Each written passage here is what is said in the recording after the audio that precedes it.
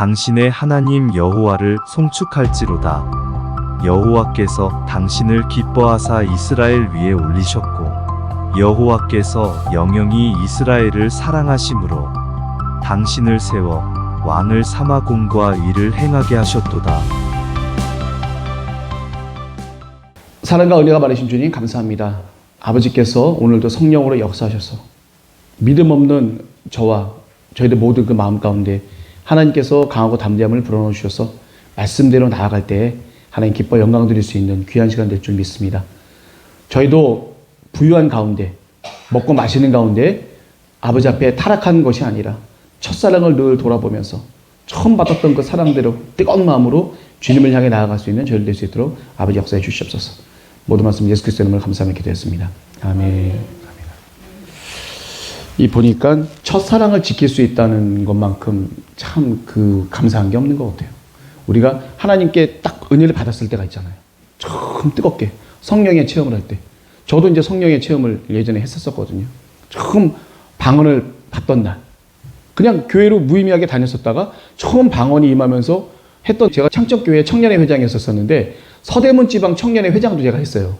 우리 담임 목사님 백. 그때 감독이셨거든요. 그 백으로 제가 서대문 지방 청년회 회장까지 했었었는데 지방 청년회 모임이 있어서 그걸 갔었을 때 찬양을 인도하시는 팀들이 있었었는데 그 찬양 인도하는 가운데 제가 뜨겁게 방언이 임했어요. 그게 맨 처음에 뭔지 몰랐죠. 그리고 좀 지나고 나서 우리 요일 기도를 오는 가운데 이게 방언이었었고 하나님의 성령이 임했다는 것을 제가 그때 체험을 하게 된 거였었어요.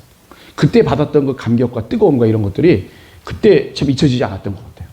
그래서 우리가 처음 받았던 그런 사랑들, 예수 그리스도께 기도하고 주님의 말씀을 따르고 하다 보게 되면 우리가 하나님의 말씀에 감동이 돼서 그렇게 하나님을 체험할 때가 있습니다.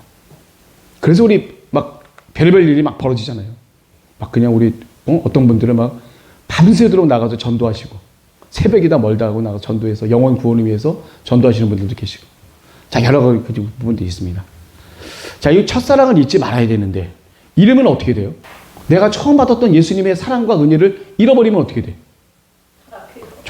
조금씩 이제 주님과는 멀어지는 길로 가게 되는 거죠. 처음에는 안 그랬는데, 처음에는 이거 하나 할 때 하나님 이거 싫어하셨지, 이러면 안 돼, 나 하나님 좋아하시는 걸 해야 돼, 막 이렇게 했다가 그게 뭐 이럴 수도 있지 뭐 이렇게 가는 거예요 이제. 자, 그래서 지금 이게 보게 되면 분열 왕국으로 이제 성립이 됩니다. 솔로몬이 타락을 하니까 어떻게 돼요? 하나님께서 분명히 하나님이 솔로몬 왕한테 몇 번 나타나시죠? 2번 나타나요. 처음 기브온 산당 1000번째 기억나시나 모르겠는데 1000번째를 드릴 때 하나님이 기뻐 영광 받으셔서 1000번째 나타나셨어요. 그 2번째가 언제 나타나시죠? 하나님의 전을 짓고 나서 하나님이 솔로몬이 왜 7가지의 그 기도를 하잖아요. 그리고 난 뒤에 하나님의 영이 또 임하셔서 기쁨으로 하나님의 전을 다 받게 되는 거예요. 그리고 나서 하나님이 또 말씀하신 게 또 뭐예요? 내가 다윗 왕의 길을 걷기만 하고 내 믿음 안에서 규례와 윤례와 법도를 지키고 한다면 너의 왕조는 영원히 가게 될 것이다. 그렇지 못하면 어떻게 돼요 또? 하나님께서 또 경고하신 건 뭐예요? 뺏기는 거죠 이제. 내가 너에게 베풀었던 이 성전조차도 내가 집어다 버리겠다까지 이렇게 표현하실 정도로 하나님께서 이 말씀에 대한 그런 표현은 누구한테도 하시냐면 어느 왕에게든지 다 하셨어요. 다윗 왕에도 하고 또 솔로몬 왕에도 하고 또 뒤에 있는 르호보암 왕에도 하나님께 다 하셨겠죠. 근데 중요한 건 뭐냐면 다윗 왕은 끝까지 하나님에 대한 믿음을 지켰다는 거예요. 근데 죄는 졌어요. 사람이기 때문에 자기도 하고 싶은 게 있는 거고 부지불식간에 하나님의 뜻을 쫓지 않고 자기 욕구와 욕망대로 하다 보니까 예쁘고 젊은 여자를 취하게 된 거죠. 남의 부인인데도. 그리고 그 여자가 임신이 되니까 어떻게 돼요? 그 남편까지도 전쟁터에 아주 심한 곳에 내보내서 남편마저 죽여버려서 그 여자를 자신의 아내로 삼습니다. 이거는 엄청난 일이에요. 살인 및 살인 교사죄까지 들어가기 때문에 이게 굉장히 큰 벌입니다. 하나님이 아주 극대노하셨어요. 그래서 그 한 번의 사건으로 인해서 다윗 왕은 평생 동안 그 집안에 칼과 살인이 멈추질 않아요. 비결이 뭘까요? 그래서 비결이 우리가 이 평안하고 안일함, 평안함과 안일함, 한마디로 얘기하면, 다른 말로 얘기하면 태평성대예요. 태평성대, 평안함과 안일함. 이때는 우리가 뭘 하게 되냐면 꼭 죄와 결부될 수 있는 확률이 높습니다. 꼭 그런 건 아니에요. 꼭 그런 건 아닌데 죄가 결부될 수 있는 확률이 높아요. 다윗 왕이 평생을 사울을 쫓아다니면서 엔게디 동굴 뭐 어떤 이런 아주 사막지대 이상한 데를 가서 너무 힘들게 생활하셨지만 그나마 그 순간순간마다 하나님께 기도하고 규례에서 벗어나지 않고 오직 주님만을 따라서 매 순간순간 죽을까봐 고민하면서 막 두려움에 떨면서 했었을 때에는 죄를 짓지는 않았어요. 근데 이제 왕궁에 와서 딱 자기의 평안함과 안일함이 딱 맺혔을 때 젊고 아름다운 예쁜 여자가 눈에 보이는 거예요. 그래서 범죄를 저지르고 난 그 다음엔 그 집안에 이제 칼과 살인과 뭐 반역과 이런 것들이 막 그냥 온통 다윗 왕의 집에 난무를 하게 됩니다. 매 순간순간 뭐 하나 편할 데가 없어. 첫째 아들이 뭔가 문제가 생기면 죽음을 당하지. 셋째 아들이 반역을 일으키지. 또 넷째 아들까지 반역까지 하는 것까지 그 다윗 왕이 보면서 임종을 맞이하게 되죠. 아도니아까지. 뭐 하나 기쁨을 가질 만한 틈이 없었어요. 근데 그게 복음이에요. 그게 복음이에요. 평안하고 안일함에서 하나님이 그냥 내비둔 게 아니라 너무 힘들고 어렵고 괴롭고 슬프고 이런 지경에까지 하나님께 몰아가셔서 하나님께 기도하고 긴장하고 하나님에서부터 멀어지지 않으려고 그러고 규례를 따르려고 그러고 하나님의 말씀을 더 쫓게 되고 다윗 왕은 대단하잖아요. 누가 자기에게 왕한테 시므이라는 사람이 감히 와서 저주를 퍼붓는데 다윗 왕은 뭐라 그래요? 저주를 퍼붓는 것도 하나님이 나를 깨닫게 하기 위해서. 하나님, 내가 저 저주를 받는다 할지라도 하나님이 나를 긍휼히 여기셔서 나의 죄를 하나님 용서해 주세요. 다윗은 오직 나와 하나님과의 관계만을 생각했어요. 만약에 다윗 왕이 내가 왕으로서의 마음을 좀 교만한 마음 이게 있었다면 어떻게 됐어요? 시므이를 단칼에 죽였죠. 그냥. 자기를 쫓아왔던 베냐민 지파의 시므이라고 하는 사람이 다윗 왕을 아들한테 쫓겨갖고 도망가고 있는데 쫓아가면서 내내 아주 심하게 저주를 퍼붓잖아요. 그 옆에 있는 장군이 죽이려고 그랬었을 때 죽이지 말라고 그래요. 죽이지 마라. 저것도 하나님의 뜻이다. 나를 생각해서 내가 지은 죄를 하나님께서 날 생각하셔서 내가 혹여라도 이걸 당하면서 하나님이 날 불쌍히 여기셔서 나를 원상태로 복귀시켜 주신다면 그거 더 이상 감사한 거 없다. 그래서 다 죄값을 치르고 어떻게 돼요? 다시 궁으로 황궁을 합니다. 다윗의 역사는 죄는 짓되 하나님으로부터 멀어지질 않았어요. 우상을 섬기지 않았어요. 하나님 말고 다른 우상을 섬긴 적이 없었어요. 철저하게 하나님의 규례와 율례와 법도에서 있었죠. 하나님이 용서해 주실 만한 법도 안에 있었지만 용서할 수 없는 법도가 뭐냐면 하나님 외에 또 다른 신을 섬긴다? 그건 있을 수가 없는 거예요. 우리가 바로 타락이라고 하는 건 바로 이 부분이에요. 여기서 죄와 타락을 제가 조금 물론 이제 타락 때문에 이제 죄를 짓게 되는 건데, 특별히 이제 타락이라고 하는 그런 부분들은 우상숭배까지 들어가는 거기 때문에 굉장히 심각한 죄로 번질 수가 있습니다. 자, 여기 솔로몬이 타락하고 왕국이 이제 분열을 해요. 그 뒤에 모든 역사는 누가 하시죠? 여호와 하나님께서. 말씀에 역사하세요. 너 만약에 이렇게 되지 않으면 너 솔로몬 왕에게 뭐라 그래요? 타락을 하고 나니까 너 때에는 내가 너네 아버지 때문에 용서하마. 다윗 왕 때문에 용서하마. 네 때에는 괜찮은데 너 그 다음 아들 세대에 가서 너 신하에게 이 커다란 북쪽에 있는 10지파를 주고 너네 집안은 명맥만 유지하게 하나님의 이름 다윗 왕의 이름만 명맥만 유지하도록끔 유다 지파 하나만 주겠다. 거기에 이제 베냐민 지파가 사실은 같이 포함돼서 유다 지파에 포함돼서 이제 같이 있게 됩니다. 나중에 그 르호보암 솔로몬의 아들 르호보암이 북이스라엘과 막 대항하려고 군사를 모집해 봤더니 한 18만 명 정도가 모였어요. 근데 하나님이 또 그 선지자를 통해서 뭐라 그러죠? 동족 간에 싸우지 마라. 근데 순종해요. 그래서 문제없이 또 넘어가게 됩니다. 르호보암 왕이. 자, 이게 우리가 기본적인 역사가 뭐냐면 우리가 오늘 같이 묵상하고 같이 나누려는 것 중에 하나는 뭐냐면 바로 타락에 대한 대가가 하나님께서 어떻게 하셨는지에 대한 그런 부분들이 명확히 나와 있어요. 자, 처음 한번 볼게요. 솔로몬 왕이 이제 기도를 갖다가 하죠. 저번 주에 솔로몬 왕이 하나님께 전을 짓고 나서 하나님께 영광의 축사를 하고 백성들에게도 뭐 축복의 말을 선포하고 하나님께 구한 7가지 그 기도 아시죠? 맨 마지막 기도가 우리가 만약에 멀리 포로가 돼갖고 멀리 이제 쫓겨간다 할지라도 그곳에서 이 하나님의 전을 향해서 하나님의 전을 보고 우리가 기도를 할 때 우리의 기도를 들어달라고 솔로몬이 작정하고 기도한 거예요. 엄청난 거예요. 하나님이 인정하신 솔로몬, 아직까지 인정이에요. 조금 가면 좀 덜 인정인데 아직까지 좀 인정받은 상태입니다. 그러니까 그 솔로몬의 기도를 하나님께서 받으셨어요. 그걸 뭐라고 하세요? 하나님께서 하나님의 눈과 마음, 하나님의 눈이 어디 있고 마음이 어디 있어요? 온통 다 계신데. 이 수사적인 표현이죠. 눈과 마음을 항상 하나님의 전과 함께 하시겠다고 약속했어요. 하나님께서. 대단한 겁니다. 그러면 솔로몬이 기도했던 이 하나님의 전을 향해서 우리가 포로가 돼갖고 끌려갔었을 때 바벨론을 끌려가잖아요. 다시 또 돌아오잖아요. 그 돌아온 역사가 바로 솔로몬의 기도, 이거 하나님께서 헛되이 받으시지 않았다는 거예요. 하나님이 한 번 말씀하신 거 들어주시거든요. 이 기도하고 난 다음에 솔로몬이 타락을 해서 그 다음에 솔로몬은 그렇게 해야 된다 하더라도 그래도 하나님은 솔로몬이 하셨던 기도를 받은 거에 대한 그런 부분들은 반드시 약속을 분명히 지키시는 것 같아요. 그래서 이 하나님의 전이라고 하는 것은 굉장히 중요한 역할을 하고 있습니다. 내가 어느 곳에 간다 할지라도 하나님의 전을 향해서 내가 하는 모든 기도는 하나님께서 들어주신다는 그 분명을 아셔야 될 것 같아요. 자, 그리고 다윗왕과 같이 행하며 다윗왕이 어떻게 했어요? 하나님의 규례와 율례와 법도에서 벗어나지 않으려고 했죠. 그리고 또 경고하시는 게 뭐죠? 항상? 요거 항상 해요. 척도가 있어요. 우리가 척도가 뭐가 있죠?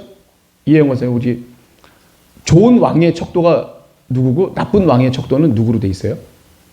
혹시 기억나시나요? 좋은 왕의 척도. 이스라엘 왕조를 딱 봤을 때 모든 왕들을 다 비교해요. 누구의 길을 따랐고 누구의 길을 따랐고. 좋은 왕으로 대표적인 게 다윗왕. 안 좋은 왕의 대표적인 건 여로보암. 네. 여로보암이 좀 있으면 나옵니다. 이제 왕국을 찢어갖고 반대편 위쪽에 있는 북이스라엘 왕국의 첫 번째 왕이 되는 우리 여로보암. 그 사람은 엄청난 죄를 짓게 돼요. 자, 이제 한번 보겠습니다. 자, 이제 솔로몬 왕이 히람이 누구죠? 두로왕 히람에게 성읍 20개를 갖다 양도하는 장면이 나옵니다.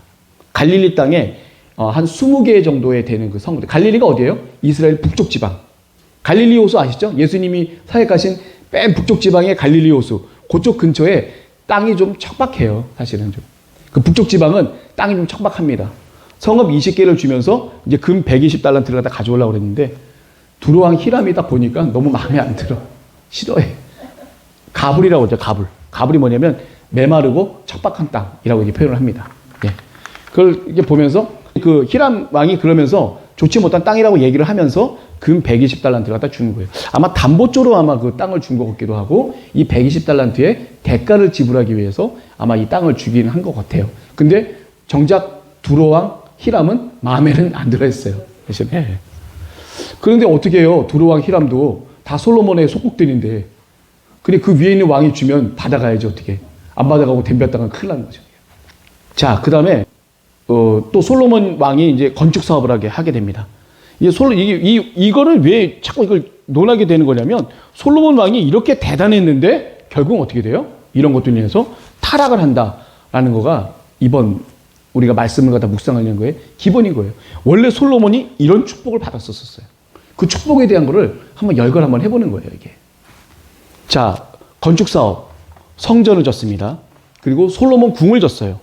그리고 밀로가 뭐냐면 예루살렘 성벽 중에서 좀 미약한 그런 부분들을 더 성을 쌓아갖고 더 넓혀서 터를 짓고.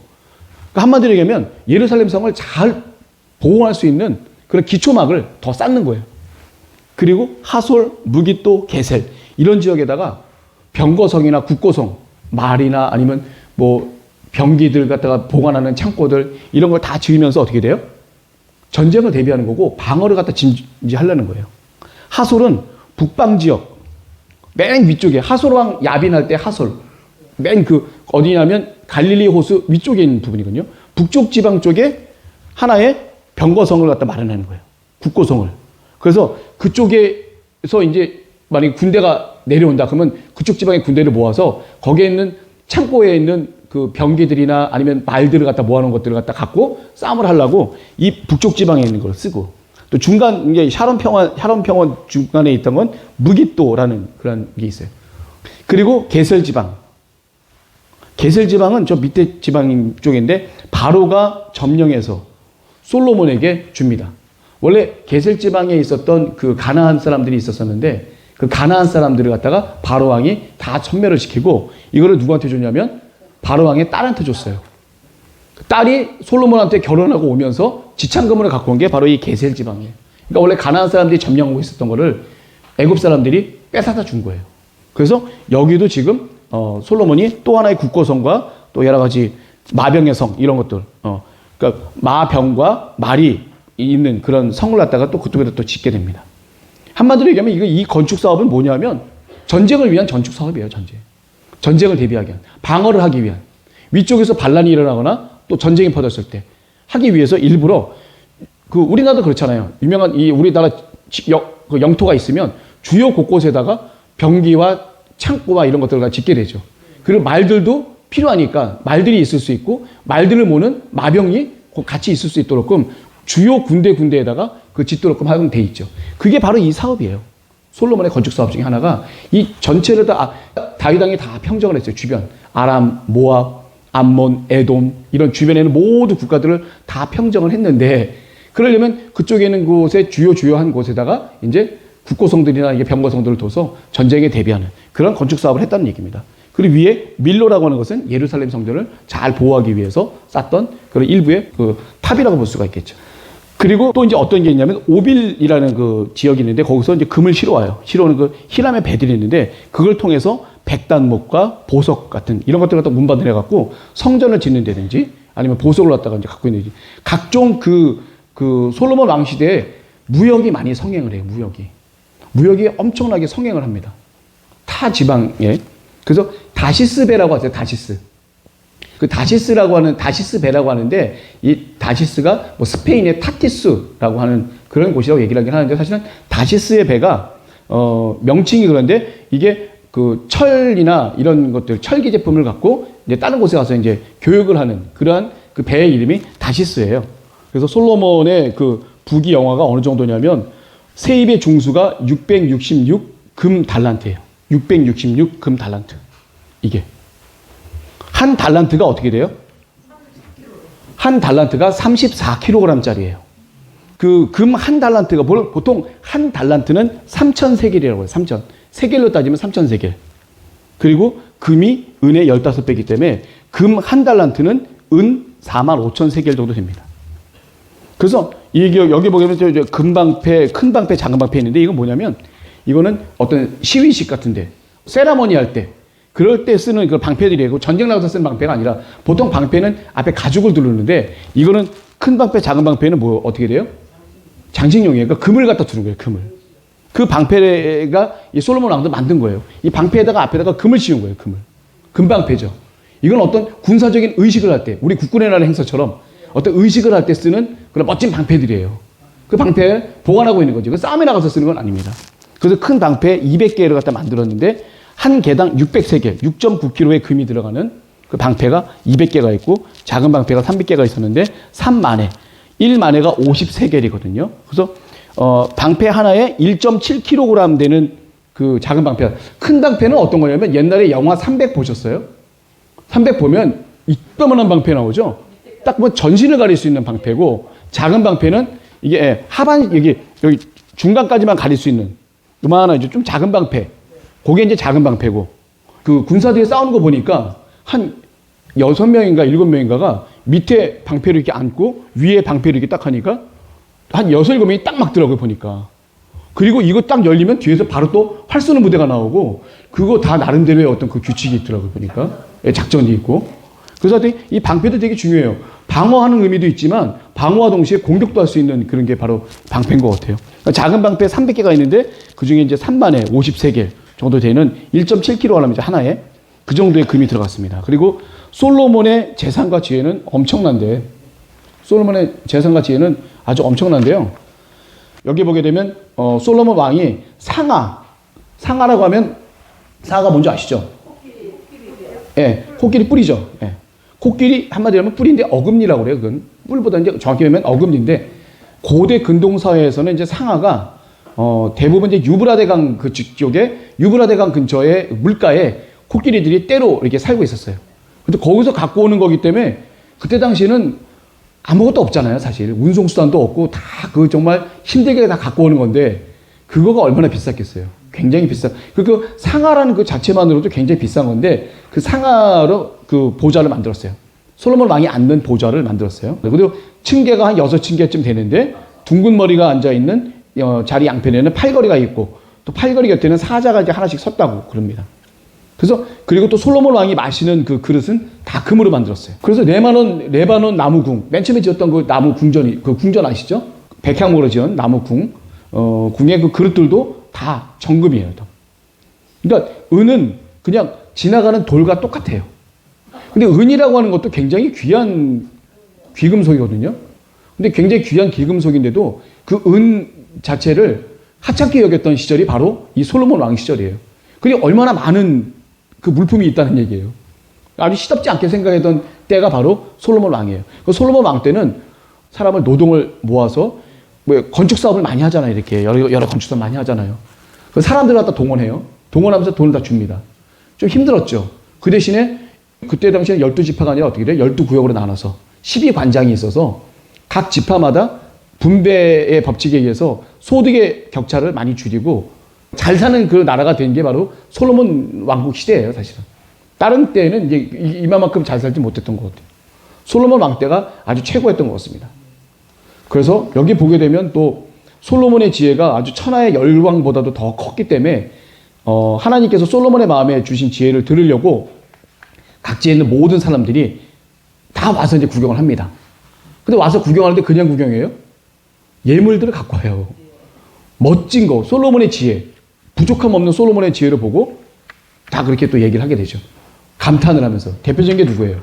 솔로몬과 시바 여왕. 네, 시바 여왕이죠.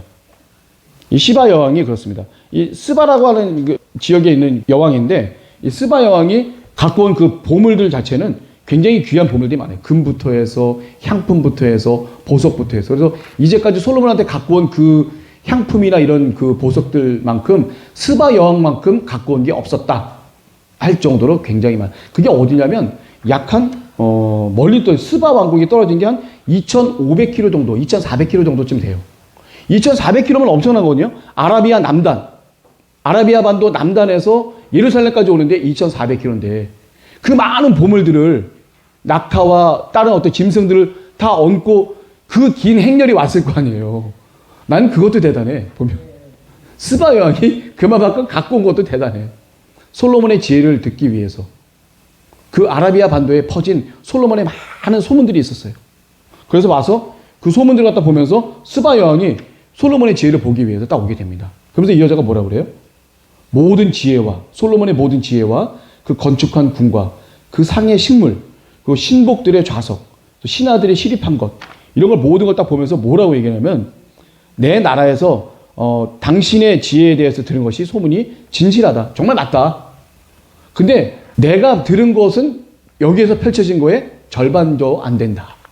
와보니까 훨씬 더 뛰어나다 이거예요. 자기가 소문을 들은 거에 비하여 그래서 훨씬 더 뛰어나다는 것을 스바 여왕이 솔로몬한테 얘기할 정도로까지 됩니다.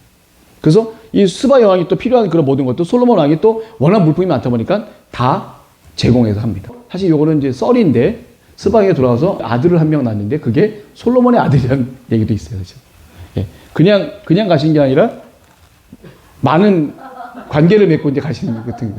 근데 보통 관계가 아니라 특별한 관계를 맺고 가시는 그렇습니다. 예. 그러니까 한마디로 얘기하면 스바 여왕 자체도 보면 그 왕국 보면 그 무역과 이런 걸 통해서 굉장히 부강한 나라인데 부강한 나라가 봤었을 때에도 엄청 부강한 나라라고 생각된다면 그 일대에서는 최고가는 솔로몬 왕국이라고 볼 수 있습니다. 이거 누가 주신 거예요? 이거 하나님 주신 거예요. 솔로몬이 한 거 아니에요. 많은 교육을 일으키고 다윗 왕 때부터 준비하셨잖아요. 다윗 왕이 한 게 뭐예요? 주변 국가를 싹 정리해갖고 아들한테 넘겨줬어요. 솔로몬 왕은 피 하나 흘리지 않고 주변에 있는 모든 국가들로부터 다 조공을 받는 거예요. 다윗 왕이 시스템을 이렇게 만들어놨으니까 아버지 때에서 하나도 힘들이지 않아요. 심지어 애굽 왕조차도 자기 바로의 딸을 보내서 화친을 맺자고 했잖아요. 게셀 지방까지 주면서 지체까지 주면서 나와 같이 화친을 맺자. 이 애굽과 화친을 맺으면 어떻게 돼요? 그때 당시에 최고의 공격 국가라고 하는 애굽이 자기네 편이면 사실 인근에서는 이제 덤빌 만한 사람이 없죠. 예. 그 왕조가 무너지지 않는 이상은. 나중에 또 무너져요, 또 이제. 그 다음에. 자, 그래서 이제 그런 일이 벌어지게 됩니다. 그래서 결국은 솔로몬이 이렇게 부귀한 사람인데, 그 다음에 어떻게 돼요? 부귀하다 보니까. 죄송합니다. 여기 여자분들 너무 많은데. 이 여자분들이 문제예요. 이 처첩, 왕비 700명에다가 후궁 300명. 이 1000명, 와, 1000명이 되면 이건 어떻게 되는 거야, 도대체? 어떻게 해석을 해야 되고, 어떻게 표현을 해야 되는 거야? 그냥 간단히 얘기하면 3년에 한 번. 간단히 표현하면 3년에 한 번. 매일 보기도 힘들어요. 3년에 한 번인데 1년에 한 번이면 엄청난 축복이에요. 그러니까 거의 제가 봤을 때는 솔로몬 왕을 거의 보지도 못한 그런 후궁들도 굉장히 많았을 거라고 생각이 돼요. 별별 민족들하고 다 이렇게 후궁 관계를 맺었다 보니까. 근데 문제는 뭐냐면 솔로몬 왕이 타락하지 않을 수도 있었어요. 그게 뭐냐면 여기 있는 처첩들한테 뭐라 그래요? 너희들이 이스라엘에 온 이상은 어떻게 돼요? 들어올 때 너희들이 정결의식을 갖고 제대로 하나님 여호와 하나님을 믿고 들어오는 것을 확실하게 전제 조건을 믿고 솔로몬이 나아갔었으면 어땠을까 하는 게 제 마음입니다. 근데 그렇게 하지를 못했어요. 그 여인들이 보통 여인들이 아니야. 솔로몬 왕이 20대 초반에 이제 왕이 됐어요. 20세 정도쯤에 왕이 됐는데 왕이 돼서 초반쯤에는 자신의 어떤 그런 힘과 하나님에 대한 사랑과 뜨거운 마음이 있었던 얘기예요. 그래서 그런 일들이 벌어질 수가 없었었는데 이게 언제 벌어지냐면 결국은 솔로몬 왕도 나이가 늙게 되면서부터 주변에 있는 왕들과 화친 관계를 갖기 위한 여러 가지 하다 보니까 그 사람들에게 올바른 소리를 갖다 못 해주게 되는 그런 관계가 됐던 것 같아요. 나이가 먹어가면서부터. 그러다 보니까 거의 말년쯤 돼갖고 거기에 있는 모든 후궁들이 솔로몬 왕을 가만두지 않았네. 구워 삶아갖고 어떻게 되냐면 산당을 져요. 엽산이라고 표현하는데 그 감람산이 옆에 있잖아요. 예루살렘에. 감람나무에 있는 감람산. 예. 감람산 거기 앞에다가 많은 산당을 갖다 짓게 되고 거기서 그 여인들이 이방 신들에게 절하게 되는 이 엄청난 죄를 이제 솔로몬 왕이 짓게 되는 거죠. 다른 죄를 지었다면 모르겠지만 하나님을 만홀히 여기는 우상 숭배만큼은 하나님이 철저하게 잘못됐고 척결하셨다고 하셨는데 이게 이런 일이 벌어지게 됩니다. 그러니까 하나님이 어떻게 돼요? 뭐라고 말씀하시죠? 솔로몬에게 이스라엘을 솔로몬에게서 뺏어서 어떻게 돼요? 신하에게 주겠다. 그 신하가 이제 뒤에 나오지만 이제 여로보암이라고 하는 사람입니다. 이 여로보암은 솔로몬 시대에 노역을 담당하는 그 중간 관리자였어요. 에브라임 지파 사람인데 에브라임과 므낫세 요 두 지파를 관장하던 그 한마디로 얘기하면 10장이었어요. 10장. 그 노역을 관장하는. 우리가 요즘은 10장, 노가다 10장 그래갖고 굉장히 낮은 의미로 생각할지 모르겠지만 그때 당시에 10장은요. 정치적인 거, 경제적인 거, 이 모든 거에 대한 권한을 다 쥐고 있는 게 10장이에요. 한마디로 얘기하면. 예, 에브라임 지파, 므낫세 지파, 이 요셉 지파 전체에 대한 모든 권한을 다 쥐고 있는 게 바로 이 여로보암이에요. 여로보암. 그러니까 여로보암의 위치가 낮은 위치가 아니에요. 우두머리죠. 네, 우두머리급이에요. 지방 행정관이라고 보면 됩니다. 우리가 왜 감역관 아돈이라고 하면 왜 노역 사업에 대한 그 최수장이잖아요. 그런 것처럼 그 한 일부분의 한 수장이라고 볼 수가 있어요. 여로보암 자체가. 그리고 성실했어요. 솔로몬들이 뛰어서. 그래서 그 부분을 하나 담당하게 했던 게 바로 여로보암입니다. 자, 그랬더니 솔로몬 왕의 강력한 대적들을 이제 하나님께서 이제 한 사람 한 사람에게 만들게 되는 거죠. 자, 이제 솔로몬 왕의 마음이 이제 하나님께로 이제 완전히 돌아서서 많은 이방 여인들을 사랑함으로 인해서 이제 그 마음이 하나님으로부터 이제 점점점 벗어나게 됩니다. 너무나도 평안하고 안일한 생활을 하다 보니까 하루에 들어가는 그런 식량이나 또 삶이나 이런 모든 것들이 너무나도 불편한 게 없다 보니까 너무나도 당연스러워졌고 맨 처음에는 하나님께서 모든 걸 해주셨다는 것을 본인 마음에 있었겠지만 점점 지나면서 익숙해지면서부터 이거 우리가 잘 들어야 될 부분이에요. 우리가 평안하고 안일할 수도 있어요. 모든 게 다 너무 감사하고 좋은 그 부분이 있는데 바로 그 부분이 중요한 시점이라고 저는 생각이 돼요. 이건희 회장이 삼성이 정말 잘 나갈 때 와, 이제 삼성이 뭐 대단합니다. 뭐 하면서 할 때 이건희 회장은 항상 시름에 잠겨 있는 거예요. 요 순간이 지났을 때 그럼 과연 우리가 어떻게 되는 거냐. 그래서 어디로 모여요? 외국의 어디 유럽의 어느 한 나라에 한 모여요. 이렇게. 다 사장단을 다 모이게 합니다. 위기의식을 가진 거죠. 그러니까 우리가 태평성대 때 그리고 우리가 지금 평안하고 너무 축복 가운데 있고 감사하고 막 이럴 때 우리는 항상 하나님을 되돌아봐야 되고 첫사랑을 다 되돌아봐야 되고 늘 위기의식을 갖고 모든 아카사탄 마귀를 다 또 면밀히 따지면서 기도하면서 이렇게 있어야 될 그런 타입이죠. 아멘. 평안하고 안일할 때 우리가 자칫 잘못하면 죄로 이루어질 수 있다는 것을 우리가 배워야 돼요. 아멘. 솔로몬으로부터. 솔로몬이 했던 것처럼. 솔로몬은 뭐 처음부터 나 죄 짓겠다라고 죄 지었겠어요? 아니죠. 정말 잘해보겠다고 했는데 자기도 모르게 죄를 진 거예요. 근데 그 죄가 아주 큰 죄예요. 이 하나님 보시는 성전 그 앞산에다가 모든 이방 신들의 산당을 다 가져놓고 거기서 그 신들에게 절을 하는 그런 행위. 하나님이 두 눈을 불뜨고 계신데 우리 하나님 성전이 여기 있는데 이 앞산에 절 들어오고 성당 들어오고 뭐 들어오고 다 들어오는데 우리가 그걸 보고 어떻게 했어요? 힘들죠, 많이. 그것도 우리가 일부러 짓게 했다고 한다면, 허락했다고 그러면 이건 말이 안 되는 거잖아요. 허락한 정도가 아니라 아예 져줬어, 그냥. 이게 말이 돼요? 절대 안 돼요. 절대 안 됩니다. 하나님의 규례와 율례와 법도와 온전히 나를 인도하시는 여호와 하나님만을 우리가 믿고 따라야 되는, 분명 그건 그 신도 없는데, 하나님이 그러시잖아요. 거기에는 그 신도 없는데 왜 그렇게 따라서 이렇게 목숨을 걸고 하냐 이거죠. 자, 그런 일이 이제 벌어지게 됐는데 솔로몬이 굉장히 그렇게 타락하게 돼요. 그러다 보니까 하나님이 솔로몬을 갖다가 이제 징계하는 의미에서 이제 사람들을 갖다 이제 강력한 대적들을 이제 키우게 되죠. 나중에 이제 또 이제 전쟁도 하게 되고 그러겠지만, 에돔 왕 하닷. 이 사람은 에돔 사람들을 갖다 막 진멸할 때 그 사람이 하닷 사람이 몰래 이제 애굽으로 도망가게 됩니다. 애굽으로 도망가서 거기서 이제 애굽 왕의 보호를 받고 있다가 다윗 왕과 요압이 죽고 난 뒤에 다시 이제 와서 이제 또 이게 되죠. 다윗 왕과 그 요압도 보게 되면 아주 잔인했어요. 그냥 특히 요압은 아주 잔인해갖고 민족을 말살하는데 아주 그냥 깡그리 말살할 정도로까지 굉장히 아주 말살 정책이 컸기 때문에 그것에 대한 그 분노와 그런 것들이 있는 거예요. 그래서 하닷 이 사람 같은 경우에는 바로 왕이 가지 말고 있으라고 그랬어요. 나랑 같이 있자. 네가 가서 무슨 의미가 있겠냐. 그런데도 그걸 뿌리치고 자기 그곳에 가서 다시금 또 일으켜서 원수를 갚으려고 하는 게 그 저변에 이제 깔려 있었다는 그 얘기죠. 근데 그거를 또 하신 것도 또 하나님이신 것 같아요. 제가 봤을 때는. 하나님께서 이 많은 대적들을 갖다 일으키시고 또 아람 사람 르손이라는 사람이 있어요. 소바왕 하닷 에셀이라고 여러분 혹시 기억나시나요? 다윗 왕이 한번 물리쳤던 그 왕이 있습니다. 이스라엘의 기준에서 북동쪽에 있는 그 지방 쪽에 그 유브라데스강까지 있는 그 민족들이 누구냐면 아람 왕국들이에요. 그 아브라함이 있었던 갈대아우르. 그쪽이 바로 유브라데 강이잖아요.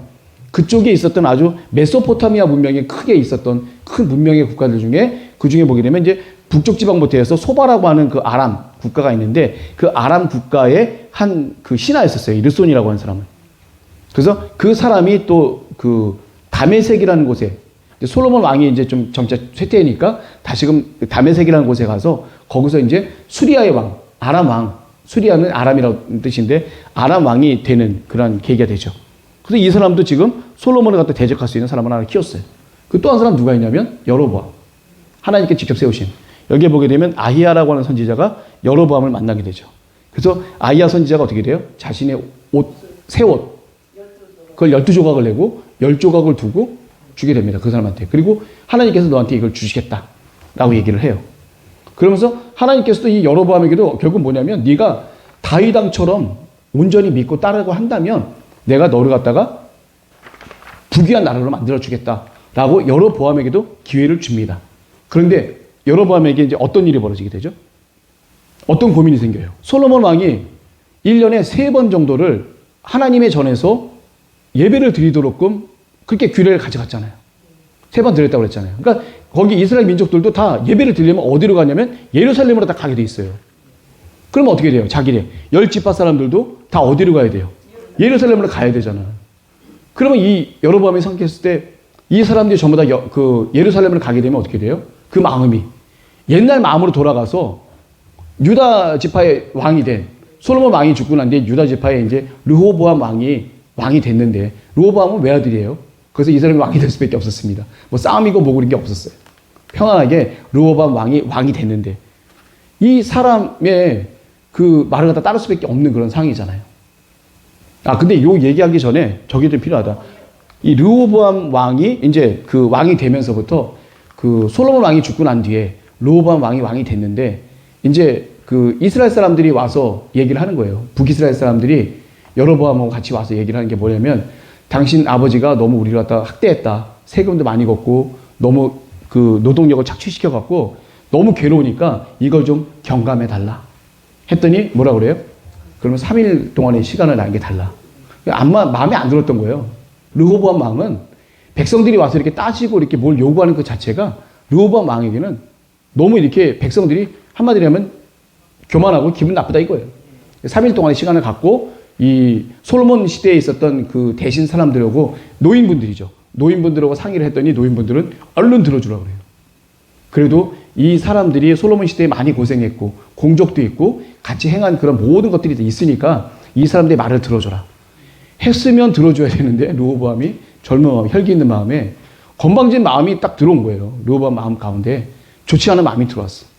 그리고 젊은 사람한테 물어봤더니 웬걸 아버지가 만약에 채찍이면 당신은 전갈을 사용해서 이 사람들 갖다 혹독하게 해라. 그래서 그 사람들이 3일 뒤에 왔었을 때 얘기를 할 때 나는 가만둘 수가 없다. 너희들 아주 내가 혹독하게 해주겠다고 하니까 이 사람들이 어떻게 돼요? 르호보암을 팽시키고 여로보암, 애굽에 있던 여로보암을 데려다가 이제 왕을 세워서 북이스라엘 왕이 됩니다.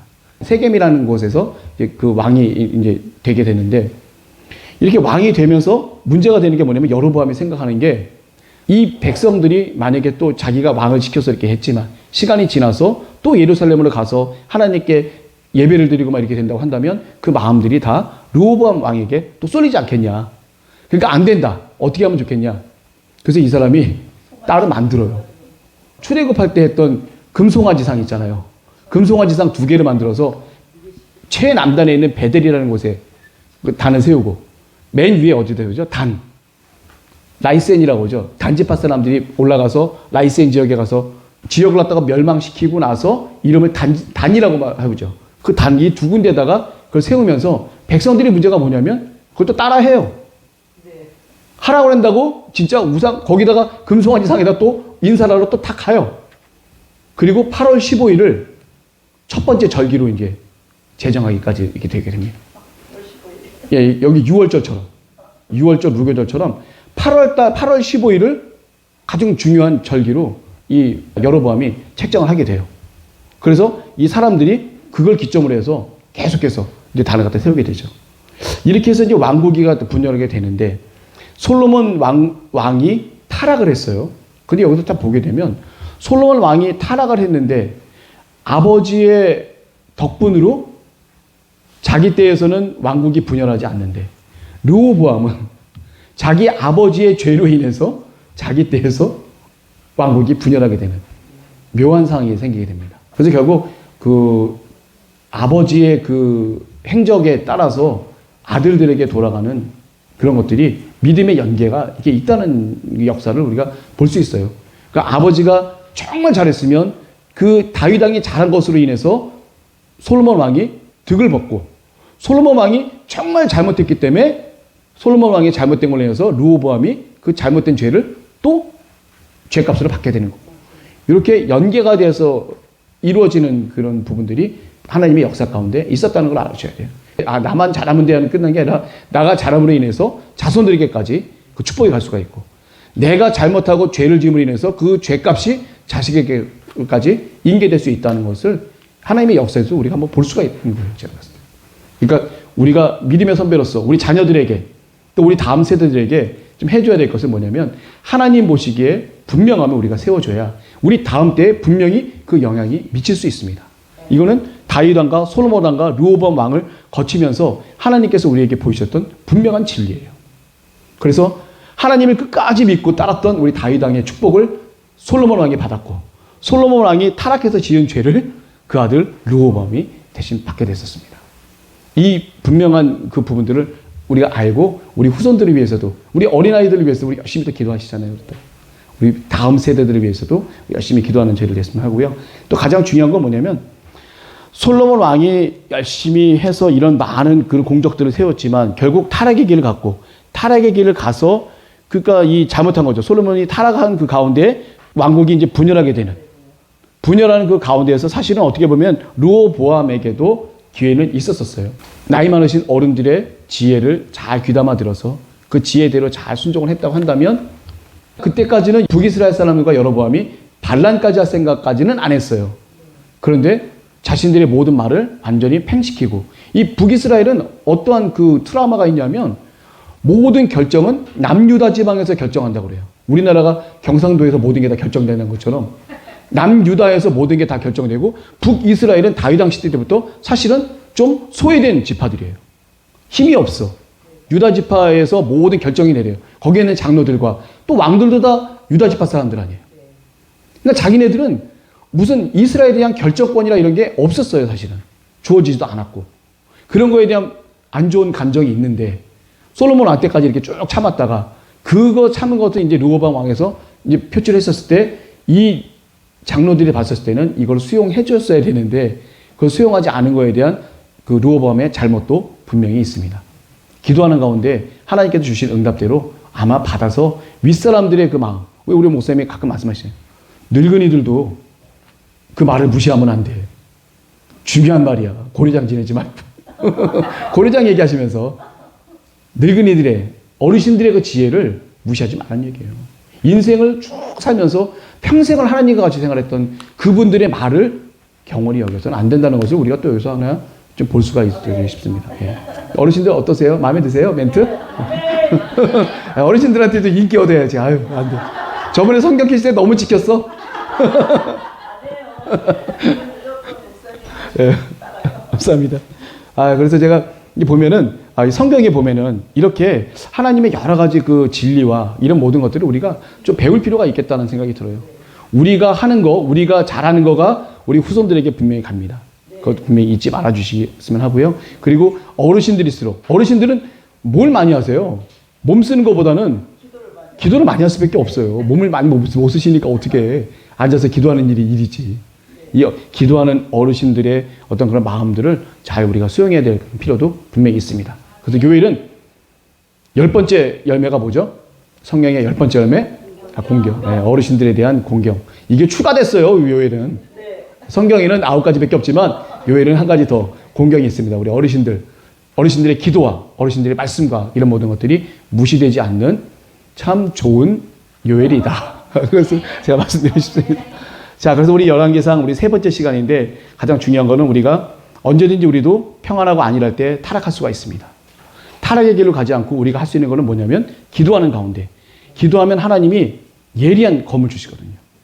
그 내가 뭘 잘못한다, 뭘 잘한다, 이거는 지금 하나님이 기뻐하신다, 안 기뻐하신다, 그것이 내 마음 가운데 내 안에 계신 성령께서 문을 막 두드리세요.